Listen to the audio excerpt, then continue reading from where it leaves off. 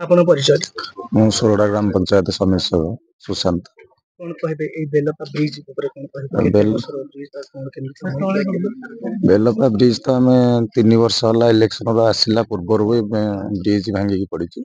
ଆମେ ଆସିଲା ପରଠୁ ବି 5-7 ଥର ଷ୍ଟ୍ରାଇକ୍ କଲୁଣୁ, NH ଷ୍ଟ୍ରାଇକ୍ କଲୁଣୁ ଏବଂ ବହୁତ ଅଫିସର ବି ଆସିକି ଆମକୁ ଲିଖିତ ପ୍ରତିଶୋଧ ଦେଲେଣି।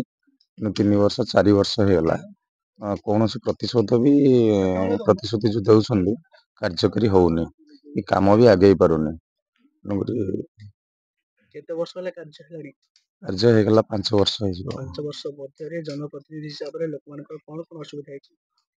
ଏଇଠି ଆମର ଜଗନ୍ନାଥ ପ୍ରସାଦରେ ହଉଛି ହାଇସ୍କୁଲ 5D ସ୍କୁଲ ଏବଂ ଆମର ବ୍ରିଜ ପୂର୍ବରୁ ବେଲପା ପୂର୍ବରୁ ଯୋଡ଼ିଏ ଗାଁ ଆମର ଲୁଣିସରା ଏବଂ ସୋରଡ଼ାରୁ ବହୁତ ପିଲା ଆସୁଛନ୍ତି ସ୍କୁଲକୁ ପଢିବାକୁ।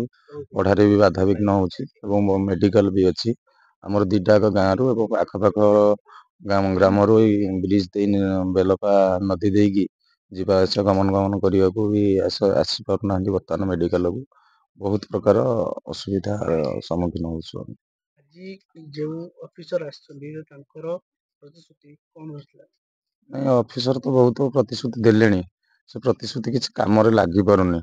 ତେଣୁକରି ଆମେ ସରପଞ୍ଚ ସମିତି ଏବଂ ଆମର ଜଗନ୍ନାଥ ପ୍ରସାଦର ପଞ୍ଚାୟତର ସମସ୍ତ ଭାଇମାନେ ୱାର୍ଡ ମେମ୍ବର ମାନେ ଆମେ ଅଛୁ ଯେ କାମ ଷ୍ଟାର୍ଟ ହବ ଆମେ ଆନ୍ଦୋଳନରୁ ଓହ୍ଲେଇବୁ, ନହେଲେ ଆମେ ଆନ୍ଦୋଳନ ଜାରି ରଖିବୁ।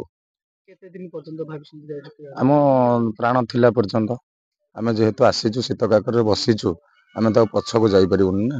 ତେଣୁକରି ଆମର କାମ ହବା ଦରକାର, କାମ ନହେଲେ ଆମେ ହଟି ପାରିବୁନି।